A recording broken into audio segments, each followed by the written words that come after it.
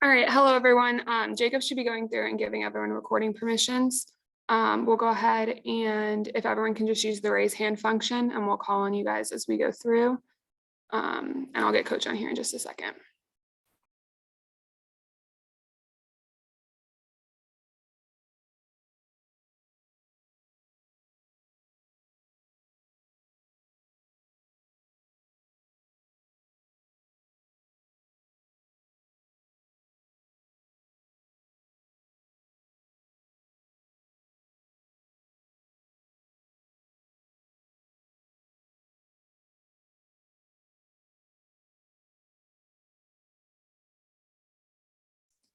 We'll go ahead and start with any questions.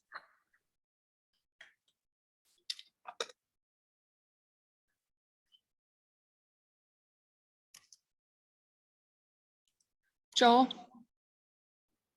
Hey, Cuonzo, I'll try not to read too much into these scrimmages, but can you just tell me what kind of you've seen from some of the freshmen? Yeah, I can tell you, but what'd you read? What'd you hear? What'd you see? Well, I'm not going to do all that, but, I only read into these scrimmages as much as I read into NBA preseason, it ain't too much, but just I'm curious as to what you've seen from some of the freshmen and, kind of how you plan to play them come the season. Well, I mean, I saw some good things with two quality scrimmages, Oklahoma State, and then you're talking about Creighton, two different styles, one a physical brand down your back, dribbling, making plays, and one still fast paced, but, 4 sometimes 5 perimeter shooting, so it really spreads you out. And I thought those were great opportunities for guys like Jordan, especially guarding against bigs that can shoot the ball. But as far as our freshmen, I thought they did good things because they've been in practices and they're very competitive. They play hard, they understand that. And minus the things that you normally do as a freshman, mistake here, mistake there, but the effort is always there. They have the ability to make shots, make plays. But I thought they were very productive and against two quality opponents. Anthony? Hey, Cuonzo, obviously you guys added the Paul Quinn college game to the schedule here pretty recently. I was just wondering what the thought process was behind that addition and what you're hoping to see from that game. Just an opponent that's been trying, we have people trying to get games all the time and scheduling games, and we just felt like an opportunity, having relationships here and there. And let's go ahead and play those guys, but and really giving our guys a chance to play in games, because as you can see, our schedule is a very competitive one. One I think is one of the best in the country. So for our guys, every game, and we talk as coaches, no nights off. There's simply no nights off. And so again, we feel like we can plug in there and give us another opportunity. Lila? Hey, Cuonzo, I hope you're doing well. What were the biggest things that you learned about the team in those 2 scrimmages?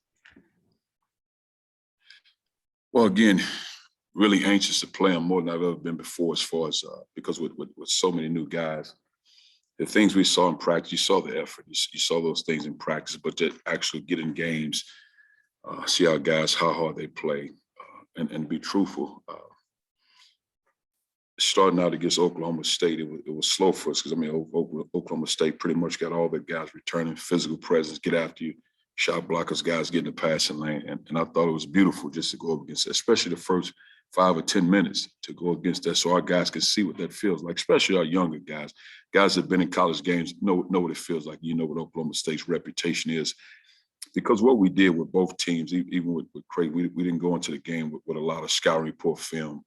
And both programs just wanted to kind of see, let's see if our guys can go out and play and make plays. And I think that's always good when you can go out not having a lot of scouting report film and personnel. So now you rely on what you do in practice in most cases. And I thought our guys made some good plays on both sides of the ball. Thought we were aggressive, getting in the paint, shooting the ball. We didn't shoot as well the second game, but I thought we shot it well in the first game. But we got in the paint the second game. Really did a good job of getting in the paint. So a lot of good things, but again, you have multiple guys that can make plays at the rim. You have guys that can shoot the ball in the perimeter. When you have multiple guys that can make plays at the rim and get out in transition, that's a good thing. And then we also saw a lot with Kobe at the point. And I thought that was very productive for us as well, because he gets down. He's one of our fastest guys as far as getting downhill and getting in the paint. And he's always been a willing passer, so that part was good too. Who else, stood out to you in those scrimmages? I mean, you don't get more efficient, I think, at two scrimmages than Javon from the standpoint of his production. But again, that's a business-like approach. That's battle tested. It's been in big games, so he understands there's a calming presence about a guy like that. It's been in situations like that, but very productive, making decisions. And he had 6 assists and 1 turnover in the second scrimmage. Again, production but he's been in it, so it was just a regular game to him. It was a regular night. But I thought other guys played well. Guys made plays. Jordan is really rebounding the basketball. He's bigger in space, and what we have to do really is try to get him the ball more and scoring positions at the post, because he's improved in that area, and we have to make sure he's a threat around the rim, not just getting rebounds and not just making plays as far as blocking shots and protecting the rim, but we have to get him the ball where he's productive. Andrew? Hey, Coach, just overall, where do you think the team is at, with about 2 weeks left until the start of the season? I think like anybody, we're ready to play. And again, that's, I can sit there and use coach speak and say it's one game at a time. We still have work to do. Everybody has work to do. Even when everybody has guys returning, you always have work to do. But I'm ready to play a game, and I think they are too.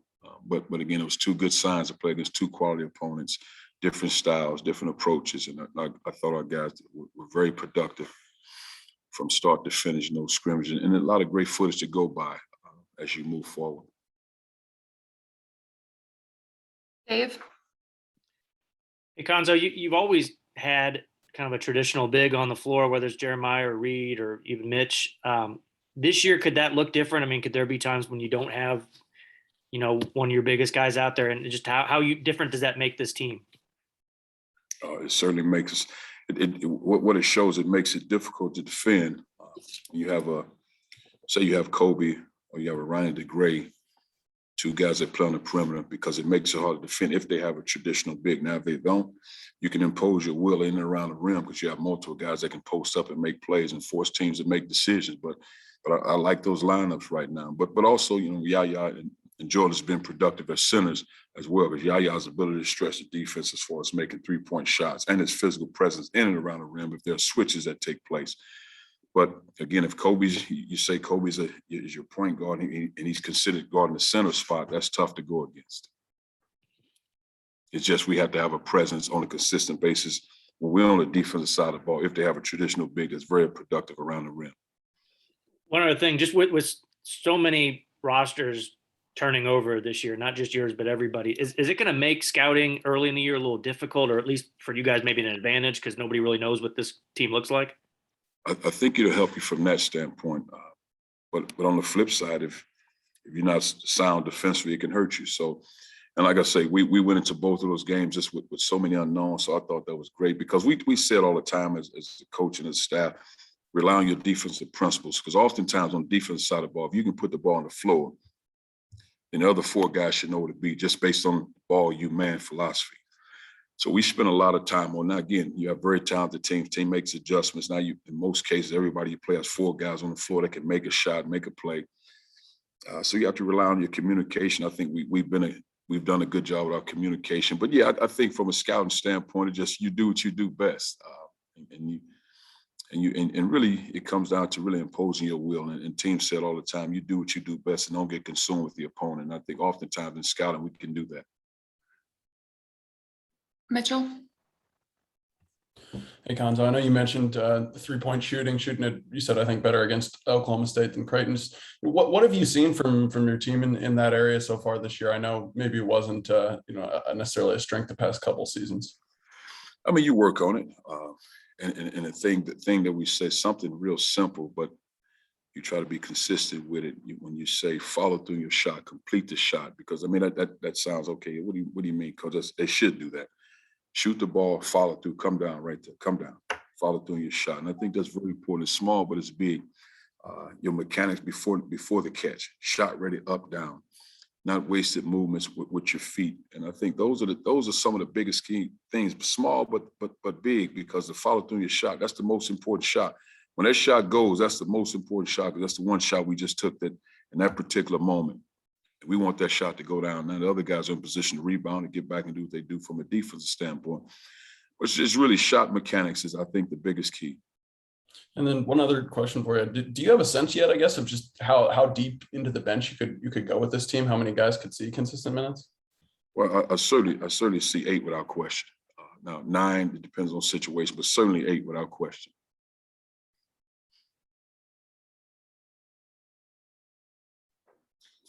Ben? Cuonzo, with all these new faces, where are you seeing people sort of slot into roles, and what's that process been like? Oh, it's been good. I think the one thing that when you have multiple guys that can handle the ball,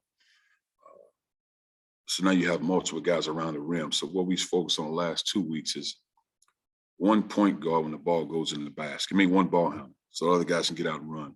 Because when you have multiple guys that can handle, you have other guys hovering around the rim, waiting on outlets. So get up the floor. I think that's the most important thing. And as far as roles, guys, we talk about guys that have the ability to catch and shoot, guys that have the ability to shoot the ball, make plays off the bounce, and guys have the ability to post up. So understanding all those things, because you don't want to limit guys when they have strengths. And guys can post up, even if you're a point guard. If you can post up, we'll post you up. We'll make plays off that. Like, for example, Kobe's a guy that can bring the ball to the floor, But really what we spend more time on than actual plays is reading the defense, understanding where we have an advantage.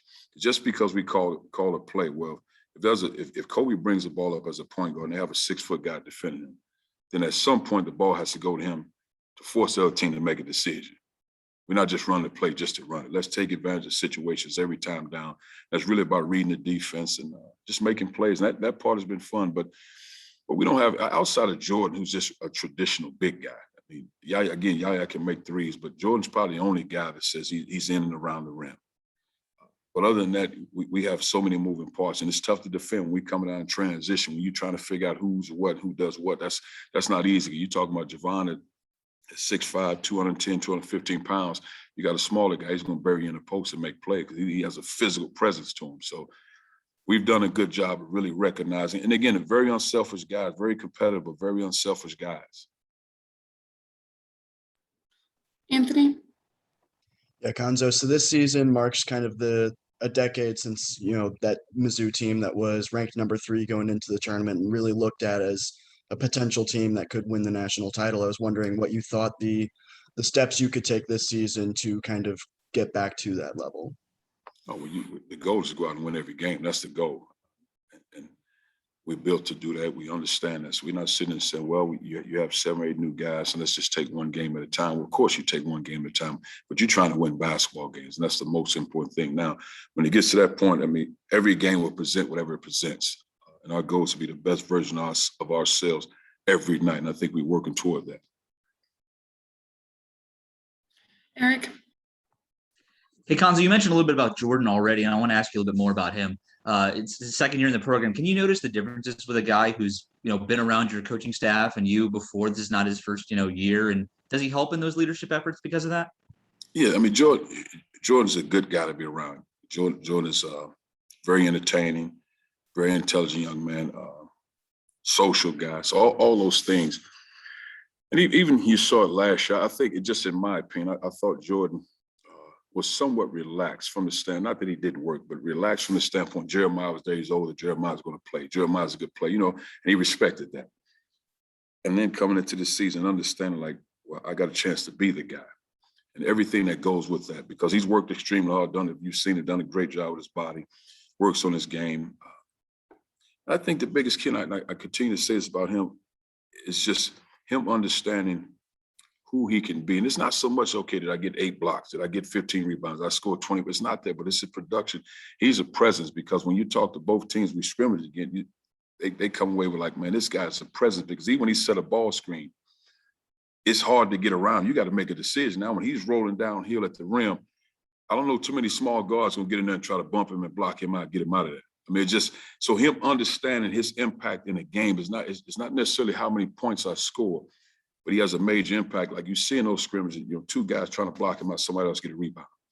And just, if he maintained a relentless approach every time down and be consistent with that, he's a presence, because when he constantly putting his body on, then all of a sudden, Yaya brings a different dynamic. You put Kobe in that position, that's a different player. That's 3 different guys that you're trying to defend that bring something different to the table. But just really him understanding every possession down as fast as you can, as hard as you can go. You need a rest, let's get a blow and get you back in it, because that's 7'3", 300 pounds, and he's not stiff. He can move. He's a mobile guy. Jay Tipton. Yeah, Cuonzo, I wondered, there's so many coaches in the SEC that have been around the block and have a lot of accomplishments on their resume. How likely is it in a game for it to be decided because one coach outcoached the other? I think that's very helpful. Jerry, how did you get in here? But good to hear from you. But no, but just I think that happens. It just, especially down the stretch of games, situation of games. And I think in some cases they become chess matches from the standpoint what lineups you have on the floor. Because again, if we're in a situation where if we have Kobe as our center out there, or Ronnie DeGray as a center, somebody has to make the adjustment. And I don't necessarily think you, in that case, you got out coached, but you have to make the adjustment. So if it worked for us, then it's a great thing. But it's also, late games. Do you call a timeout? Do you not call a timeout? Well, some teams practice those situations. When this happened, you don't necessarily want to call a timeout here because I don't want to give the other team a chance to set up their defense, because those things you practice. So there's a lot that goes into it. I mean, coaches spend a lot of time, but it also there's just as much coaching that goes into it. It's probably just as much trust in your teammates and your ball handlers and your decision makers. Thanks. You're welcome. Sam. Hey, Coach. Question on the offense. You and your other assistants have sort of shown an ability to be really adaptive to your personnel offensively. Kind of, trying to play through Jonte, primary ball handlers with Drew and X the last few years, switching to the Barcelona style offense. With Kobe kind of being the primary point guard, you've mentioned a few times here, what sort of stylistic changes have you guys had to make with this new personnel? Not much, and he'll be one of them. He'll be one of them along with Anton and Boogie Coleman. So those definitely three, and then Caleb, Kobe's brother. So those are probably the four guys. If you say in the point guard position, it'll be one of those four guys. But not so much because Kobe understands the Barcelona, and it's just really putting him into position and then having the right guys around him. Because one thing about if he's at that position, then in most cases you want to have at least three guys out there that can make 3-point shots at a high level and ready to shoot them, because he'll force something. Even if he forces a switch where he goes into the post and we play off that, or you might get a switch where we have a perimeter guy and have a 5-man defender, and that perimeter guy still has to make a play. And again, all you're trying to create is an advantage. And it's been fun so far when he's in those situations. Now, he's not like that in the whole game, because both situations, he probably one time at the 5, then he's at the 4, and then he's at the 1.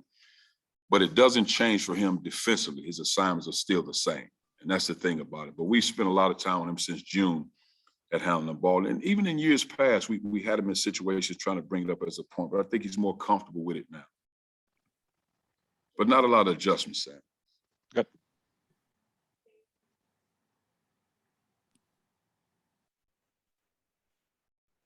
Was that me? I didn't hear.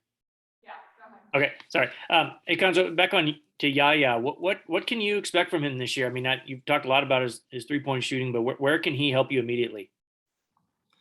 His presence, his toughness, his energy. And I might have mentioned this to you guys maybe in June and July, but for young guys, he and Anton, they do a great job of communicating and they're vocal. They have good energy about them. And hopefully they can maintain that as you go through it. But I think he brings that to the table. His energy, his athleticism, though he had that injury, but his athleticism is really starting to come back now. You can see that. And also, he's a guy that he can make a 3, but he's also a guy that can shot fake a 3. Now, the adjustment he's making right now is the shot fake, and then when he drives to the basket, the jump stop, because now he's off one leg. Most guys taking charges nowadays, or guys getting in front, you got to make that next decision. So driving aggressively, jump stop, making the next play, but he has that ability as well. And again, he's really getting better and better, because really his first ball was probably mid-June, early July, from the time he got injured in his high school year, maybe September, October. So now you're starting to see his legs get under him, and he's mobile, he's active, and he's very competitive. He's a tough guy, and I like that about him. Coach, just who would you say is the best scorer on your team this year? Well, I mean, I think you have guys that have instincts to score, but to say the best scorer, I think Amari has the ability to score the ball. You looked at his numbers.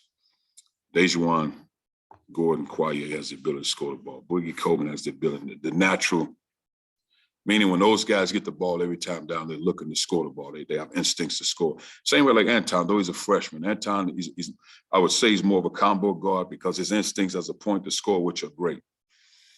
Kobe and Javon, they make plays. But I think those four guys in a nutshell, every time down, they receive the ball, their mindset is to put the ball in the basket some way, shape, or form, which is good. And then to follow up on the scrimmages, I don't know if you want to share or not, but could you tell us what the score was of those games? If you, I figured I'd ask.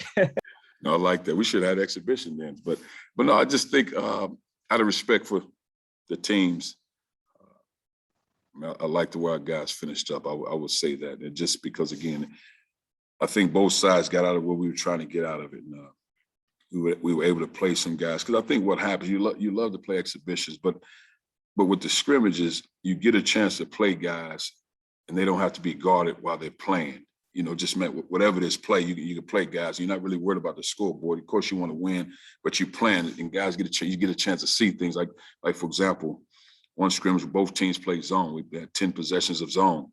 You know, we don't play a lot of zone, but we put it in. But you get a chance to go against it. Both teams have court situations. So those are the things that you're able to get out of those scrimmages. But it's still, you don't lose the competitive nature at all, because you're still trying to win because it's a scoreboard in the player's head. I'll whisper that to you when I see you, Andrew. I appreciate that, Coach. Yeah. Hey, Cuonzo, I heard a couple of the players use this word, and you talked about it too. You said that the players are unselfish. And I don't know if that was an issue last year at all, but when you have players who are unselfish, how does that help in bringing the chemistry of this team along quicker? Can you talk a little bit about that? Oh yeah, and again, when I speak on this team, I'm never talking about a team in the past unless you ask me a question specifically. Now, I don't think the team last year was selfish. I don't think that at all. But I think what happens with this team here, when I say unselfish, because when you have so many new guys, and that team last year, those guys been around each other, so you understood how to operate with the guys. But I think we have so many new guys on the team. You have a new staff. So there's so many areas where you're trying to adjust and get to know somebody, get a comfort level. And I just think I'm talking about even the guys that scored a ball and what's impressive, like say, for example, Boogie Coleman and Quaye Gordon, two guys that, have the ability to score, roommates, and I'm talking about for those guys to be roommates, they get after each other in a great way. And it's like, man, sometimes I say, man, you guys can do that at home, man. We trying to work here, but they really get after each other, but they hold each other accountable, but they also applaud each other when they make plays. And I think they have the ability to say, okay, Kobe, every time down, look to score. Well, some guys, it's hard for them to say that when you feel like I'm trying to be successful. Of course, I want to win as a team, but as an individual player, I found nowadays more than ever, some young players are hard to say to other guys, you're a good player. Let's go every time down. Javon, get him in the post, you got him. That's impressive. And I think they have that ability to where if a guy come down 10 times in a row and scored, they say, keep going at him. Well, it's not as if it's my turn to get mine. And I said that's a skill and how they were raised and how they were coached to understand. We can be very successful, but let's understand how we're going to win. And they're okay with other guys having success. All right, we'll take our last question from Liza. Earlier this month, you mentioned just how fast of a pace you want this team to play at. How would you evaluate kind of how they played on the, in transition, on the fast break in those scrimmages, and how the team has progressed in that area? Oh, good. They've done a good job of getting the ball out. Very similar to last year's team, getting the ball out and getting up the floor and making plays and moving the ball. The one area where I think we're trying to grow with this team, because again, you have multiple ball handlers, but I think the one area, if you compare it to last year's team with the pace, is I thought Jeremiah and Mitch, in most cases, sprinted the floor at an elite level. And when you sprint the floor like that, it gave other guys opportunities. Though Jeremiah and Mitch probably didn't get the credit for the basket going in, somebody else did. But their ability to sprint to the rim and put pressure on the defense caused other guys to have opportunities. And that's the area with Jordan And Jordan a little bit different than Yaya. We're trying to get for those guys sprinting, because the impact of sprinting, you might not get the basket, but somebody else get it. Now, when they take away that perimeter, now you get the opportunities. And you see a lot of that, more so with Yaya than Jordan, because Jordan has to get down the floor. It takes time, especially rebounding, doing other things. And you really see it when Kobe and Ronnie DeGray, when those are your perimeter bigs with other big guys, that they can really move and make plays. That's it. Thank you all for joining us. Thank you.